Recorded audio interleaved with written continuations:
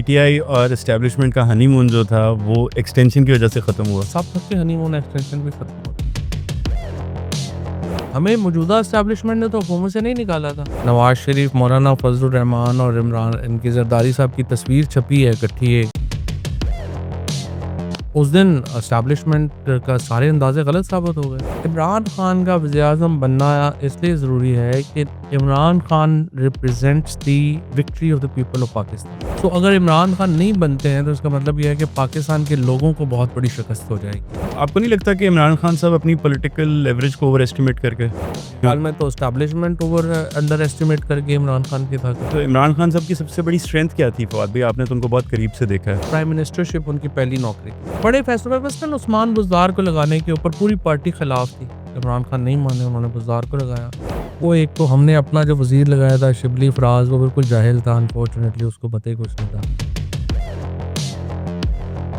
उमर अयूब और शिबली फराज ने मिलकर बेड़ा गर्क कर दिया। इन्होंने कहा, इनको पता नहीं किसने कह दिया कि आप पीपल्स पार्टी से मिलकर आप अगले वज़ीर आज़म हैं, और पूरा इलेक्शन पीटीआई ने अलाउ किया गवर्नमेंट को कि वो चोरी कर ले। पीटीआई का जो ऊपर जाना था वो नेचुरल था या इंजीनियर्ड था? देखिए, अगर एस्टैब्लिशमेंट की इंजीनियरिंग की इतनी ताकत होती ना, तो आज जो आईपीपी बनाई थी वो पावरफुल होती, जो दरमियान में पीएमएलक्यू बनाई थी वो पावरफुल होती, वो पब्लिक। फवाद भाई, कब पहली दफ़ा ऐसा महसूस हुआ कि चीज़ें कंट्रोल से बाहर जा रही हैं? इंटेलिजेंस ब्यूरो ने बताया था कि ये जो मीटिंग्स हो रही हैं लंदन में, जी, उसकी तरफ जो है वो कैसे जो है वो चीज़ें जाएंगी। पीटीआई का कमबैक देख रहे हैं? पीटीआई का कमबैक क्या होना है? कमबैक तो नून लीग और पीपल्स पार्टी को जरूरत है। अच्छा, एस्टेब्लिशमेंट से being a Pakistani politician, establishment से दोस्ती होनी चाहिए या डिस्टेंस होना चाहिए? और पॉलिटिक्स अगर आपने करनी है तो उनके साथ दोस्ती के बगैर हो ही नहीं सकती। आपको नहीं लगता कि आपको उस टाइम पे खान साहब के साथ खड़े होना चाहिए था जिसमें शाह साहब खड़े हो गए? नहीं, बिल्कुल भी नहीं, बिल्कुल सही किया। बिल्कुल सही किया, और कोई रिग्रेट नहीं आपको अपने डिसीजन के ऊपर? नहीं तो खान साहब ने आपसे मिलने से सुना इनकार कर दिया जब आपने उनसे जेल में मुलाकात तो की। अगर आपकी कनपटी से पिस्तौल लगा हुआ है, आप पॉलिटिक्स नहीं कर सकते। तो ये सारे लोग इमरान खान को उन्होंने किसी ने भी नहीं छोड़ा। ये सारे लोग सियासत से अलहदा हुए हैं, इमरान खान से अलहदा नहीं हुआ। फवाद भाई, कासिम और सुलेमान जो हैं वो पाकिस्तान आना चाहते हैं और अपने वालिद से मुलाकात भी करना चाहते हैं। कि अभी तक उनकी बहनों ने बहुत कुछ किया है, उनके बेटे तो अभी तक जो है वो सिर्फ ट्विटर ही कर रहे हैं। पाकिस्तान में पेपाल क्यों नहीं आ सका? आप साइंस और टेक्नोलॉजी को देखते रहे हैं, क्या हर्डल्स हैं? अनफॉर्चुनेटली देखिए ना, ये रोज प्राइम मिनिस्टर जाके मिलता है ट्रम्प को, और ये लोग जाते हैं वहाँ पे। इनको यही नहीं पता कि पाकिस्तान में crypto is not the main चीज़ जो आपको चेंज करेगी। पाकिस्तान में पेपॉल या स्क्रिप्ट आएगी तो चेंज। केस मेरे पे यह है कि मुल्तान में गया हूँ इस्लामाबाद से, और मैंने वहाँ से 1800 रुपये का पाइप चोरी किया। एक केस मेरे पे यह है कि मैंने अपने हल्के में जाके डाका मारा और 4 यूरिया बोरियां और 5 चारपाइयाँ चोरी कर ली। ये बड़ा मुश्किल काम जो इमरान खान ने किया। इमरान खान जैसा जो आदमी है, देखिए वो 17 साल से तो सुपरस्टार है।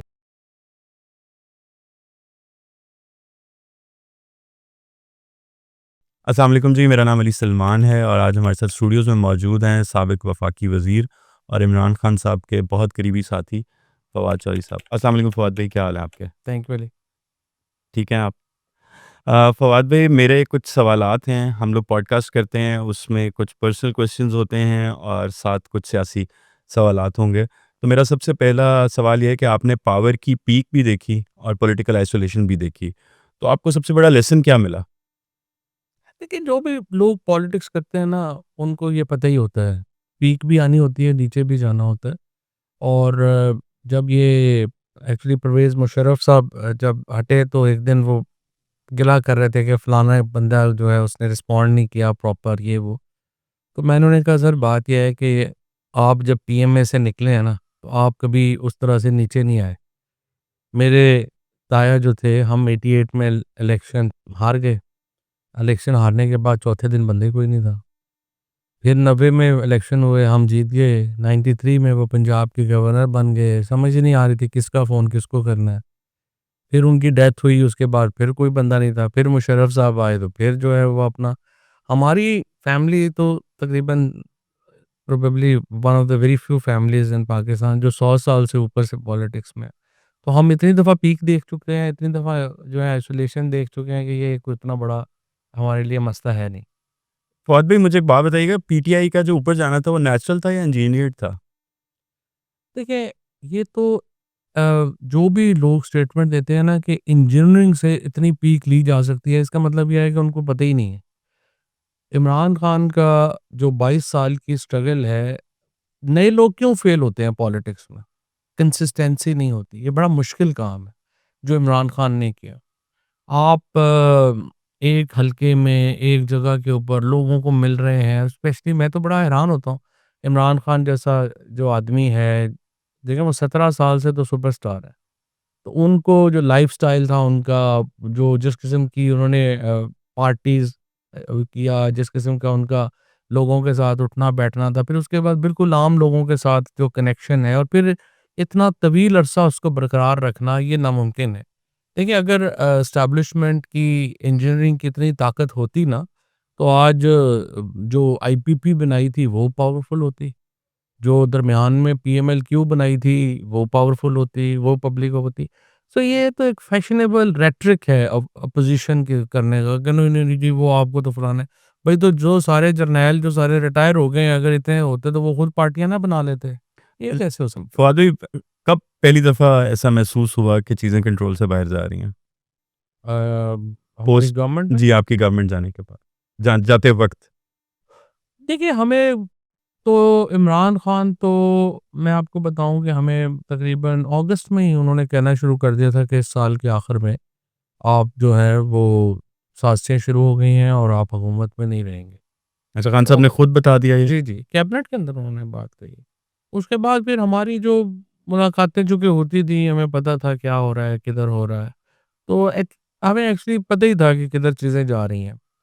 जो सँभालने की भी कोशिश हमने की दरमियान में, लेकिन समहाउ वो बात मैनेज हो नहीं सकी। अ, खान साहब तो चलें लीडर थे, पार्टी लीडर थे, उन्होंने अपना तज्ज़िया दिया होगा। तो किसी कोई ऐसा शख्स जो गवर्नमेंट या पार्टी से बाहर हो, जिसने आपको ऐसे सिग्नल दिया हो, बताया हो, मेरा इशारा एस्टेब्लिशमेंट की तरफ है? ये तज्ज़िया नहीं है, ये तो इमरान खान साहब को भी इन्फॉर्मेशन थी। अच्छा, इंटेलिजेंस ब्यूरो ने बताया था कि ये जो मीटिंग्स हो रही हैं लंदन में, जी। उसकी तरफ जो है वो कैसे जो है वो चीज़ें जाएँगी। तो उसके बाद तो एस्टेब्लिशमेंट में तो बहुत लोग थे ना जो कहना शुरू हो गए कि बस ये फ़ारिग हो जाएँगे आप। और हमने जब सुलह की कोशिशें की, ये चीज़ें लेके गए, लेकिन देखिए वो जनरल बाजवा साहब का एक तज्ज़िया था, उनका वो एक तो ज़ाहिर है कि जो एक पाकिस्तान का प्राइमरी प्रॉब्लम है, वो है कि जब आर्मी चीफ़ की एक्सटेंशन का इश्यू आता है और वो अगर एक्सटेंशन लेना चाहे, तो अपना तज्ज़िया करता है कि कैसे होगा। तो वो इस नतीजे पे पहुँचे कि हमें अगली जो एक्सटेंशन है, वो नून लीग से लेनी है। और जो जनरल एजाज़ साहब थे, जो उनके सुसर थे, उनका भी ये तज़्ज़िया था कि नहीं, पीटीआई बड़ी अनपॉपुलर है और हमें अगली एक्सटेंशन नून लीग से लेनी है। तो वो इस अपने तज़्ज़िये की वज़ह से उन्होंने ये फ़ैसला कर लिया, बाकी वो ऑफ़िस इतना मतलब बड़ा है। आपका कहना है कि पीटीआई और एस्टेब्लिशमेंट का हनीमून जो था, वो एक्सटेंशन की वजह से ख़त्म हुआ। सब के हनीमून एक्सटेंशन भी ख़त्म होता ठीक है, है, चाहे नवाज़ शरीफ हो, चाहे इमरान खान। ठीक है। तो और उसकी वज़ह ये है कि वो ऑफ़िस इतना पावरफुल है कि वहाँ से जाने का एक तो फ्रैंकली दिल भी किसी ना नहीं करता, फिर उनकी कैपेसिटी होती है कि एक्सटेंशन ले लें, तो नहीं जाता। फ़ातिब पाकिस्तान में जो पावर है वो बैलेट से आती है? देखिए ना, ये पाकिस्तान की तारीख में ऊपर-नीचे चीज़ें रही हैं। मिसाल के तौर के ऊपर अगर आप पहले देखें 56 तक जो था तो उस वक़्त बैलेट पावरफुल थी। फिर अयूब खान आ गए तो फिर एस्टेब्लिशमेंट चली गई। फिर भुट्टो साहब आ गए तो फिर सिविलियन साइड मज़बूत हो गई। फिर जो 10 साल बेनज़ीर भुट्टो और नवाज़ शरीफ की हुकूमत रही, उसमें मिक्स एंड मैच था। फिर जब उसके बाद मुशर्रफ साहब आ गए और उसके बाद जब वो गए हैं तो फिर मिक्स एंड मैच था। तो कभी ये एक एक सिस्टम में एस्टेब्लिशमेंट का किरदार तो रहा है। कभी थोड़ा रहा है, कभी ज़्यादा रहा है और कभी ब आजकल बिल्कुल ही डोमिनेटिंग। तो आपको नहीं लगता कि इमरान खान साहब अपनी पॉलिटिकल लेवरेज को ओवर एस्टिमेट करके, जो उस टाइम पर उनके मामलात चल रहे थे, या उनका अंदाज़ा गलत हो गया कि एस्टेब्लिशमेंट के साथ उनकी राहें जुदा मेरे नहीं हो? ख़्याल में तो एस्टेब्लिशमेंट अंडर एस्टिमेट कर गई इमरान खान की ताकत को। और यही बात मैंने जनरल बाजवा साहब से कही थी। मैंने कहा बिल्कुल आपका तज़किया ठीक नहीं है। जिस दिन नवाज़ शरीफ, मौलाना फज़लुर रहमान और इमरान इनकी ज़रदारी साहब की तस्वीर छपी है इकट्ठी, एक अपना बाज़ू उन्होंने किया, उस दिन एस्टेब्लिशमेंट का सारे अंदाज़े गलत साबित हो गए। तो एस्टेब्लिशमेंट के पास इमरान खान का अल्टरनेट प्लेयर ही कोई नहीं था।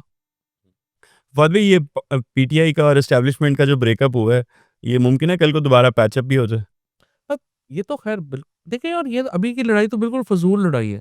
हमें मौजूदा एस्टेब्लिशमेंट ने तो हुकूमत से नहीं निकाला था। ये इसके बाद तो हमारी गलती है कि हम उनको जो जब एस्टेब्लिशमेंट में जब लीडरशिप चेंज हो गई, तो हम कुछ उनकी तरफ से भी ज़ाहिर है कि वो एक होगी, लेकिन उसके बाद हमारा काम था कि हम अपने ताल्लुकात बनाते और चीज़ें जो हैं वो बेहतर करते, और ज़ाहिर है कि आपने चीज़ें बेहतर करनी है। ठीक। तो इमरान खान साहब के ऊपर कुछ बातें करते हैं, तो इमरान खान साहब की सबसे बड़ी स्ट्रेंथ क्या थी फवाद भाई? आपने तो उनको बहुत करीब से देखा है। एक तो वो खुद जो कहते हैं ना, वो कहते हैं कि टनल विज़न। टनल विज़न से मुराद ये है कि वो एक चीज़ जिसको डिसाइड कर लें ना, वो फिर उससे आगे पीछे नहीं हटते। वो बार-बार वही उसको करेंगे, रिइटरेट करेंगे, उसी के ऊपर लगेंगे। The consistency is the key. Okay. और वो मुझे खान साहब ने हमेशा कहा है कि अगर मुकाबला है ना कि कंसिस्टेंट और हार्ड वर्किंग बंदे का इंटेलिजेंस से, तो कंसिस्टेंट और हार्ड वर्किंग और बंदा जो है वो वीकनेस क्या थी? जीतेगा। सबसे बड़ी वीकनेस इमरान खान साहब क्या? वीकनेस उनकी प्रॉब्लम ये थी कि उनकी प्राइम मिनिस्टरशिप उनकी पहली नौकरी थी। ठीक है। तो तजुर्बा उनका नहीं था। नवाज़ शरीफ को, शहबाज़ शरीफ को, even for that matter Benazir Bhutto को, उन लोगों को ये एडवांटेज था कि वो लोग जो थे वो बड़ी ग्रास रूट पॉलिटिक्स को देखे हुए थे। और पॉलिटिक्स के अंदर जैसे अब हम लोग आते हैं ना, बड़ी हम बेसिक पॉलिटिक्स से शुरू करते हैं। हमें पता होता है कि ये जो बंदा बात कर रहा है, ये इसके अपने मकासद क्या है, ये क्यों बात कर रहा है। जब आप सिर्फ़ पहली जॉब ही आपकी प्राइम मिनिस्टरशिप हो और आपको सिस्टम्स की उस तरह की अंडरस्टैंडिंग ना हो, फिर आप ब्यूरोक्रेसी पर रिलायंस शुरू कर देते हैं। एंड ब्यूरोक्रेटिक रिलायंस जो है वो एक्चुअली इज़ अ सुसाइड। तो ये पीटीआई के अंदर जो डिसीजन मेकिंग थी वो सेंट्रलाइज़ थी या कंसल्टेटिव थी? मतलब लीडरशिप की तरफ से जो डिसीजन हो गया चलता है या एक्चुअली में सबसे कंसल्टेशन होती थी?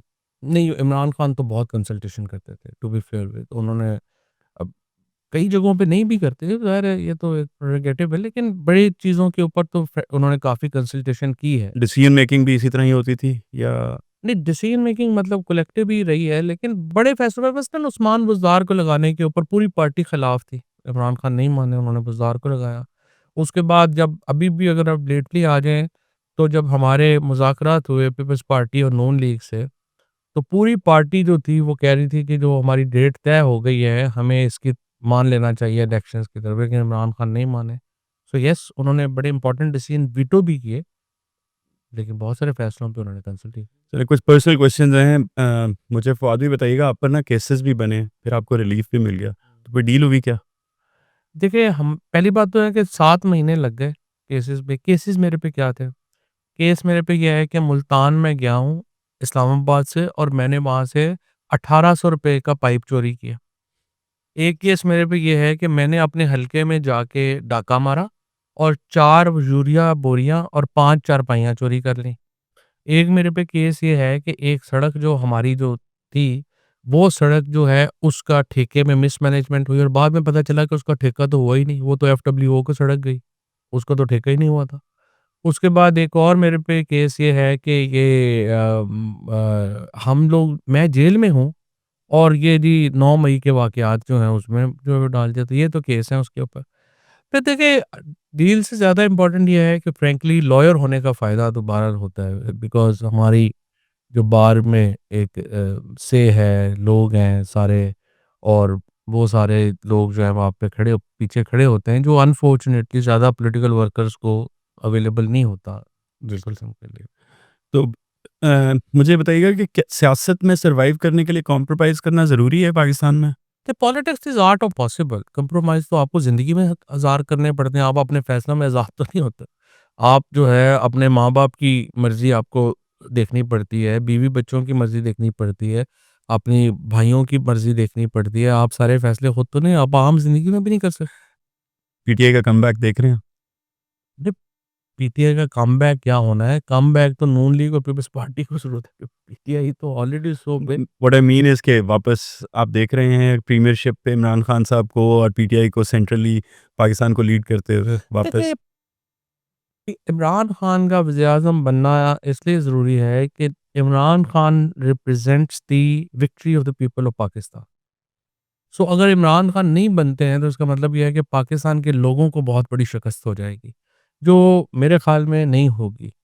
और अल्टीमेटली इमरान खान जो है, वो उन्होंने वापस एक दफ़ा प्राइम मिनिस्टर तो बनना ही बनना। अच्छा, आपको यकीन है कि बनेंगे? बिल्कुल। चलें अब आपकी ज़रा वज़ारत के हवाले से बात करते हैं।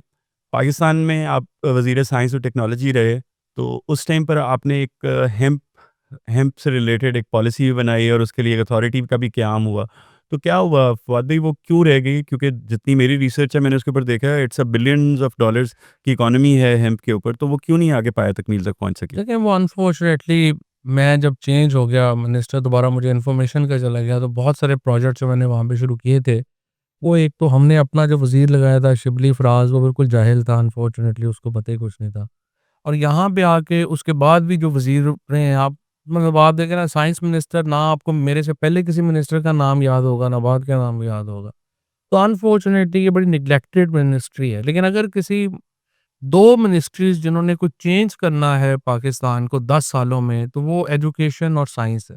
और अनफॉर्चुनेटली ढूँढ के इनकॉम्पिटेंट तरीन लोग वहाँ पे लगाए जाते हैं। अब भी एजुकेशन मिनिस्टर वो खालिद मकबूल सिद्दीकी कभी आए ही नहीं कराची से इधर।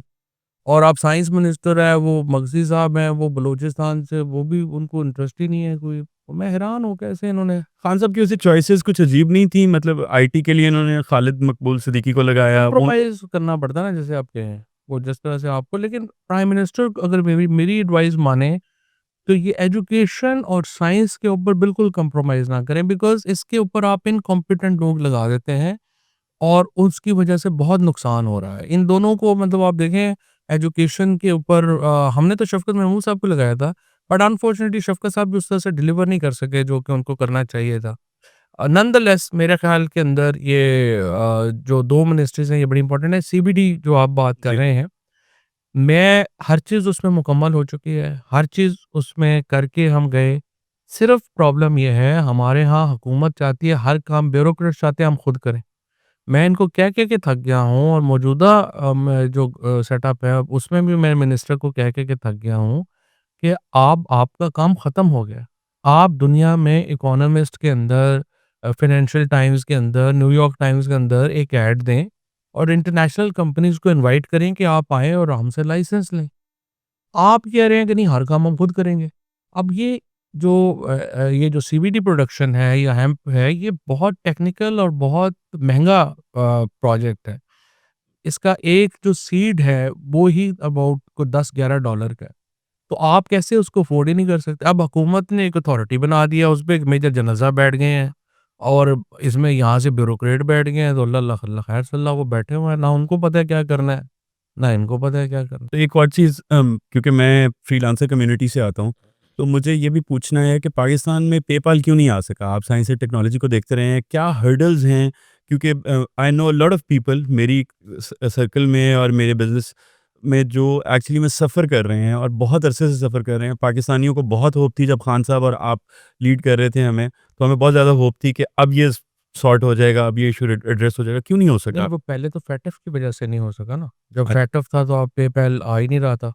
और उसके बाद भी हमारे असल में पेपैल में अनफॉर्चुनेटली देखिए ना, ये रोज़ प्राइम मिनिस्टर जाके मिलता है ट्रम्प को, और ये लोग जाते हैं वहाँ पे। इनको यही नहीं पता कि पाकिस्तान में crypto is not the main चीज़ जो आपको चेंज करेगी। पाकिस्तान में पेपॉल या स्ट्रिप आएगी तो चेंज राइट। होगा। और ना वो स्ट्राइप ला सकें, ना पेपॉल ला सकें, तो रोज़ आप ट्रम्प को मिलते हैं तो उसको कहें कि जी हमें इन कंपनीज़ को पाकिस्तान में ओपन होने की इजाज़त दें।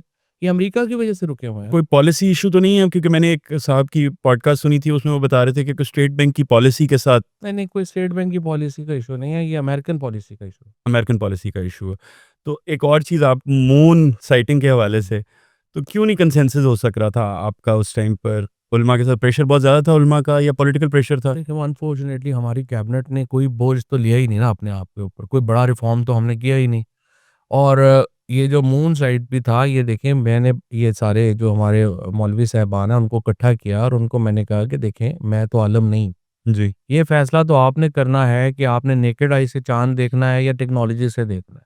लेकिन अगर नेकेड आई से देखना है तो फिर तो आप ऐनक भी नहीं लगा सकते, वो तो हादसा आ गया। तो अब आप मुझे ये बताइए, और अगर वो करना है तो फिर तो रोयत हलाल होगी कोई 19 साल के लड़के-लड़कियों पे। आपको सामने बैठा मैं नज़र नहीं आता, आपने चाँद कहाँ से देखना है? तो आप फैसला कर लें, अगर टेक्नोलॉजी यूज़ होनी है, तो फिर ऐनक भी टेक्नोलॉजी है। फिर आप ऐनक लगा के भी नहीं देख सकते। और अगर आप टेक्नोलॉजी अलाउ करते हैं, तो फिर ये तो कोई बात नहीं कि पुरानी टेक्नोलॉजी हलाल है और नई टेक्नोलॉजी हराम है। फिर तो सारा हलाल है, फिर तो हर एक को पता है जहाँ। और असल प्रॉब्लम अब ये नहीं है, मौलवी साहिबान को समझना चाहिए कि अगला प्रॉब्लम तो अगले 2-4 साल में ये होना है कि आप जो चाँद के ऊपर लोग हैं, उन्हें ईद कैसे मनानी है? ठीक है। फवाद भाई आगे बढ़ते हैं। मुझे मैं आज मेरी नज़र से एक वीडियो गुज़री, उसमें अलीमा खान साहिबा बैठी हुई हैं और वो बाकायदा बैरिस्टर गौहर का नाम लेकर कह रही हैं कि इन लोगों ने कुछ नहीं किया खान साहब के लिए। किया तो सलमान राजा ने भी कुछ नहीं, लेकिन वो उन्होंने जी, मेरा सवाल तो मतलब मेरा सवाल ये है आपसे कि क्या वुकला के ऊपर डिपेंडेंसी जो थी पीटीआई की जो पॉलिसी थी, क्या वो फ़ेल हो गई है? डेफ़िनेटली फ़ेल हो गई है। देखिए, डिपेंडेंसी आप वकीलों पे कर ही नहीं सकते। उसकी वजह ये है कि आप जो लॉयर्स हैं, जिनका जो है वो रोज़ का खाना-पीना ही जजों की खुशामद के ऊपर चल रहा है, वो जजों के खिलाफ कैसे खड़े हो सकते हैं? सो जो आपने जो भी पॉलिसी बनाई खान साहब ने, उसमें उन्होंने ये जो लॉयर्स को पार्टी दी और अब वो कह रहे हैं कि there is a great betrayal by the lawyers, तो वो शुरू से ही गलत थी। तो हामिद खान वगैरह जो हैं, या उस्मान राजा या ये अपना गौहर या ये लोग, वो कैसे जजेस के सामने खड़े हो सकते थे? फिर असल फेलियर ये नहीं है कि आप वो केस नहीं लगवा पा रहे। पीटीआई का जो असल फेलियर है वो ये है, 2 बड़े फेलियर्स हैं। एक तो जब 9 फरवरी को इलेक्शन नतायज चेंज किए गए, तो पीटीआई को सड़क पे 9 फरवरी को होना चाहिए। उमर अयूब और शिबली फराज ने मिलके बेड़ा गर्क कर दिया। इन्होंने इन्होंने कहा, इनको पता नहीं किसने कह दिया कि आप पीपल्स पार्टी से मिलके आप अगले वज़ीर-ए-आज़म हैं, तो आप कबूल कर लें। ये पार्लियामेंट में चले गए। हालाँकि पीटीआई को 9 फरवरी को हर हलके के अंदर एमपी और एमएनए की लीडरशिप मौजूद थी। हज़ारों लोगों ने सड़कों पे होना था और पूरा इलेक्शन पीटीआई ने अलाउ किया गवर्नमेंट को कि वो चोरी कर ले, और ये उन्होंने कुछ नहीं किया। दूसरा, 26वीं तरमीम नहीं बचा सके। ये मूवमेंट के वकीलों ने अगर मूवमेंट शुरू करनी थी, तो वो 26वीं तरमीम की मंजूरी से पहले शुरू करनी थी, जब आपको पता था कि क्या होने लगा। ठीक है। ये बताइएगा फवाद भाई कि आप वापस पीटीआई में आ रहे हैं? हम तो गए ही नहीं हैं। अगर हमने पीटीआई में गए होते, तो आज हम भी फेडरल मिनिस्टर होते। नहीं तो खान साहब ने आपसे मिलने से सुना इनकार कर दिया जब आपने उनसे जेल में मेरी मुलाकात तो की। उनसे 50 मुलाकातें हुई नहीं, हैं। जेल में मुलाकात क्या बात? जेल में ही मिला हूँ। जेल में ही मुलाकात और हुई है। ज़ाहिर है खान साहब जेल में मिले। अच्छा, आपकी मुलाकात हो चुकी है। मेरी तो कम से कम कोई 10 मुलाकात। 10 मुलाकात तो इलेक्शन अगला लड़ेंगे पीटीआई के उससे और टिकट से देखेंगे इंशाल्लाह। इंशाल्लाह। अभी बहाल तो हो मुल्क में, सियासत तो बहाल हो। आपके ख्याल में मुल्क में सियासत बहाल नहीं है? फिलहाल तो देखिए, कटपटी पे बंदूक लगी हो तो सियासत तो नहीं होती ना। ठीक है। तो फवाद भाई खान साहब से जब मुलाकातें हुई आप बता रहे हैं, तो क्या किस किस्म की गुफ्तगू हुई और खान साहब ठीक हैं? मेरी आखिरी मुलाकात तो हुई है अगस्त सितंबर में लास्ट ईयर। अब तो ज़ाहिर है 6 महीने हो गए हैं। लेकिन ज़ाहिर है खान साहब बिल्कुल सुपर फिट थे। अब तो उनकी हेल्थ को लेके जो आ रही हैं वो अच्छी नहीं है खबरें। तो उनसे बातचीत जो है वो बेसिकली मैंने तो उनसे यही बात कही कि देखिए सर, हम कोई बंदूक उठा के पहाड़ों पे नहीं चढ़ सकते। हम तो पॉलिटिशियन हैं, और हमें अगर स्पेस मिलेगी तो हम पॉलिटिक्स कर सकेंगे, स्पेस नहीं मिलेगी हम पॉलिटिक्स नहीं कर सकते। अ, और अगर अल्टीमेटली मुझे रिप्लेस किया जाता है और हमारी जगह, जैसे केपी में बलूचिस्तान में सियासतदानों की जगह जो है वो ले ली है बंदूक वालों ने, तो फिर वो बंदूक वाले जाने और ये बंदूक वाले जाने। मैं तो बंदूक वाला हूँ ही नहीं, ना मैं चला सकता हूँ, मुझे चलानी ही नहीं आती। अगर खान साहब की तरफ से मैसेज आता है कि आप लीड करें पार्टी को, तो आपकी क्या ऐसी स्ट्रैटेजी नहीं, होगी कि खान साहब को बाहर निकाला जा सके? मैंने तो अगस्त में उनको कहा कि आप मुझे करने दें, और मैं ये अपोज़िशन अलायंस जो है वो बना के और हुकूमत से, एस्टेब्लिशमेंट से बातचीत करते हैं। और लेकिन पीटीआई में और हुकूमत के दरमियान ताल्लुकात इतने ख़राब हैं कि हम पे एतमाद नहीं करेंगे। इसलिए हमें मौलाना फज़लुर रहमान को, पीर साहब पगाड़ा को, हाफ़िज़ नईम साहब को, इन लोगों को साथ मिलाना चाहिए, ताकि एक बफ़र हो हुकूमत में और हम में, और हम ये बातचीत आगे ले जा सकें। शाह महमूद कुरैशी साहब से भी आपकी मुलाकात हुई ग़ालिबन पीकेएलआई में शायद। तो उसमें आपने उनको कन्विंस करने की कोशिश नहीं कि मफ़ाहमत की तरफ वापस आएँ और पार्टी को दोबारा से रीग्रुप करें? नहीं, हमारी शाह साहब से भी मुलाकात हुई, एजाज़ चौधरी साहब से भी मुलाकात, महमूद रशीद साहब से भी, यास्मीन राशिद साहिबा से भी, सबसे राब्ता हुआ है। और उन्होंने तो हमारे राब्तों के बाद 2 लेटर लिखे हैं अडयाला में, और उन्होंने कहा है बातचीत करें, उन्होंने कहा है नीचे लाएँ टेम्परेचर, मुफ़ाहमत की तरफ जाना चाहिए, चीज़ों की तरफ जाना चाहिए। ये बातें तो उन्होंने अब तो पब्लिकली उन्होंने कही हैं। और ये वो ग्रुप है जो कि बड़ा पीटीआई की असल लीडरशिप है, क्योंकि इन्होंने जो 3 साल सख्तियाँ सही हैं, जो ज़ुल्म इनके साथ हुआ है, जो जबर इन्होंने सहा है, they are the people who should lead PTI. Fawad भाई, आपको नहीं लगता कि खान साहब के बाद ये जो पूरी नेशन जिन लोगों को एक्चुअली पीटीआई समझती थी, उसमें आप हैं, असद उमर साहब हैं, यास्मीन राशिद हैं और इस तरह के शाह महमूद कुरैशी साहब हैं, इन सब के नाम लिए जाते थे। तो आप लोगों ने आप में से चंद आपके जो दोस्त थे, वो राहें जुदा करके डर के पीछे हो गए। तो ये आप लोगों ने खान साहब के साथ ज़्यादती नहीं की वैसे? नहीं, डर के पीछे नहीं हुए लोग। लोगों के ऊपर ज़ुल्म, तशद्दुद, जेलें, कारोबार तबाह, ये सब कुछ हुआ है। और ये जो सारे लोग हैं, मैंने आपको पहले कहा, ये मिलिटेंट्स नहीं है। ये असद उमर जो है, वो एक कॉर्पोरेट वर्ल्ड का पूरा करियर अपना ख़त्म करके पीटीआई में आया था। लेकिन असद उमर कोई ट्रेन्ड जो है वो मिलिटेंट तो नहीं है ना, कि आप उसको उठा के जेल में डाल दें, उसके अपना घरों के ऊपर छापे मारें और वो क्या करेगा? इसी तरह से जो बाकी इसी मैंने आपको पहले कहा है, अगर आपकी कनपटी से पिस्तौल लगा हुआ है, आप पॉलिटिक्स नहीं कर सकते। तो ये सारे लोग इमरान खान को उन्होंने किसी ने भी नहीं छोड़ा। ये सारे लोग सियासत से अलहदा हुए हैं, इमरान खान से अलहदा नहीं हुए। जब आप लोग हुकूमत में थे, तो आपको ज़रदारी साहब ने कहा था कि मुझे डर उस वक़्त से लगता है जब आपको बुलाया जाएगा। तो उस टाइम पर पीटीआई भी तो यही सब कुछ कर रही थी। राना सनाउल्लाह साहब का वाक़या देख लें और कई और इस तरह की गिरफ़्तारियाँ और इस तरह के इवेंट्स हुए। तो जब ये वापस आप लोगों की तरफ आया, तो आपको कैसा महसूस पहली हुआ? बात तो ये है कि ये तो कंपैरिज़न ही एक बिल्कुल अहमकाना है। उसकी वजह ये है कि जो पीटीआई के 34,000 वर्कर को पकड़ा गया है पीएमएलएन का, किस वर्कर के घर में, किस लीडर के घर में पुलिस दाखिल हुई है? किसकी औरतों को जो है वो इंसल्ट किया गया है? नवाज़ शरीफ साहब जिस केस में अंदर थे, या असद ज़रदारी साहब केस में, पाकिस्तान के बच्चे-बच्चे को पता है कि वो केस सही है। अब आप ये कह लें कि हाँ, कुछ गलत राना भी सनाउल्लाह साहब का केस? राणा साहब के ऊपर केस बना है, लेकिन राणा साहब से पूछ लेना, वो केस इमरान खान ने बनाया था। वो तो कहते हैं उन्होंने नहीं बनाया था। ब्लेम इस बर्डन जैसे तो खान साहब की गवर्नमेंट पे नहीं, ही आता है। गवर्नमेंट तो होता है, जैसा मैंने आपको कहा, एक हर फिर वक़्त खान एक साहब ने वो मूंछों वाला भी एक कमेंट पास किया वो था। तो पॉलिटिकल रेटरिक तो चलते रहते हैं। शहबाज शरीफ ही को कहता था मैं पेट फाड़ के ज़रदारी का पैसा निकालूँगा। तो ये तो पॉलिटिकल रेटरिक तो चलते रहता है।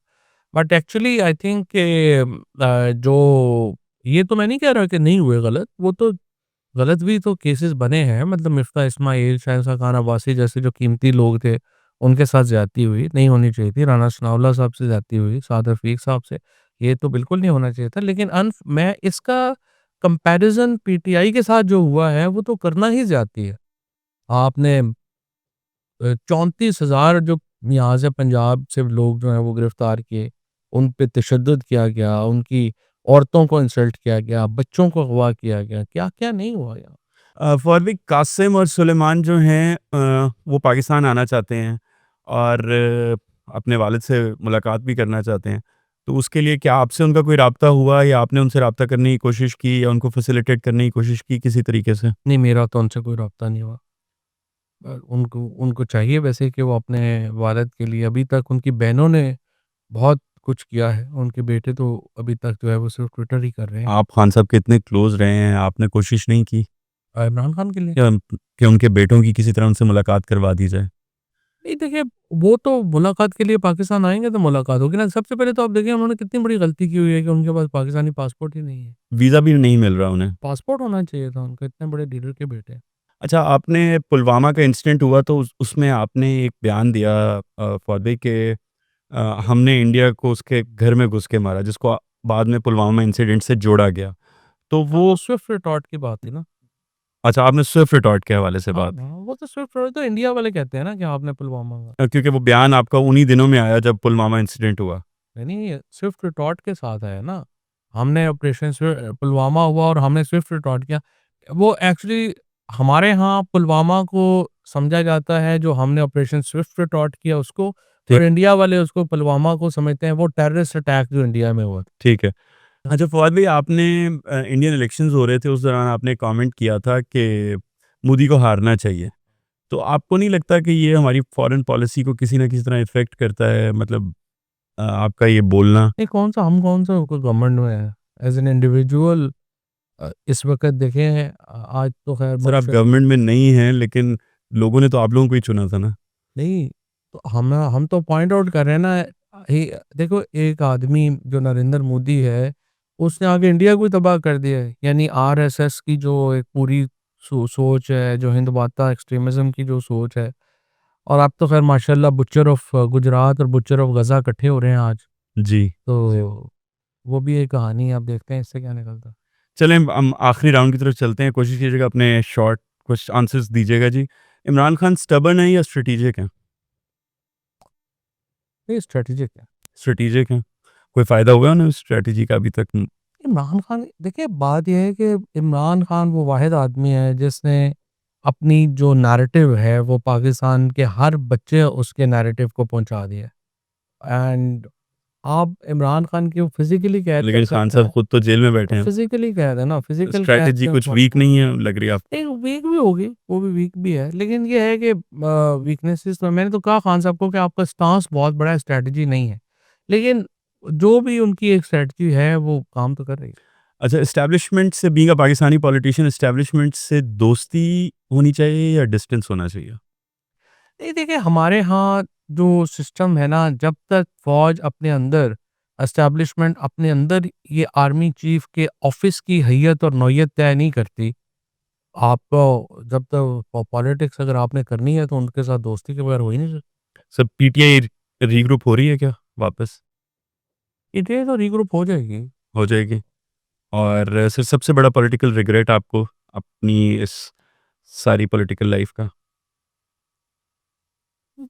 ऐसा कोई खास नहीं है ठीक है बस आपको नहीं लगता कि आपको उस टाइम पे खान साहब के साथ खड़े होना चाहिए था जिसमें शाह साहब खड़े हो गए, क्योंकि आप उनके इक्वली रैंक्ड मेंबर थे और आपका बहुत बड़ा कद था नहीं पीटीआई में। नहीं बिल्कुल भी नहीं बिल्कुल सही किया बिल्कुल सही किया, कोई रिग्रेट नहीं आपको अपने हम्म, डिसीजन के ऊपर। ठीक है, और सर अगर आज इलेक्शन हुआ तो कौन जीतेगा? इमरान खान अच्छा, फॉर द लास्ट क्वेश्चन है मेरा कि मौजूदा पीटीआई जो लीडरशिप है इसमें आपके लिए कोई सबसे बड़ी रुकावट मौजूद है क्या, जो आपको खान साहब के करीब नहीं या पीटीआई के अंदर वापस उस तरह नहीं आने दे रही, एक्सेप्टेंस नहीं दे रही? नहीं अब मेरे लिए क्या रुकावट होनी है ये तो इमरान खान को बाहर लाने में रुकावट है ठीक है, तो ये आपके ख्याल में अगर ये लीडरशिप मौजूद ना होती और असल और पुरानी पीटीआई मौजूद होती तो खान साहब बाहर होते? 100% है खान साहब बाहर होते कोई शुबह ही नहीं है सर थैंक यू जी, बहुत सर शुक्रिया। हमारे साथ मौजूद थे फवाद चौधरी साहब, साबिक वफाकी वज़ीर और इमरान खान के बहुत करीबी साथी। आज की हमारी गुफ्तगू कैसी रही, ये फ़ैसला आपका है। अस्सलाम वालेकुम।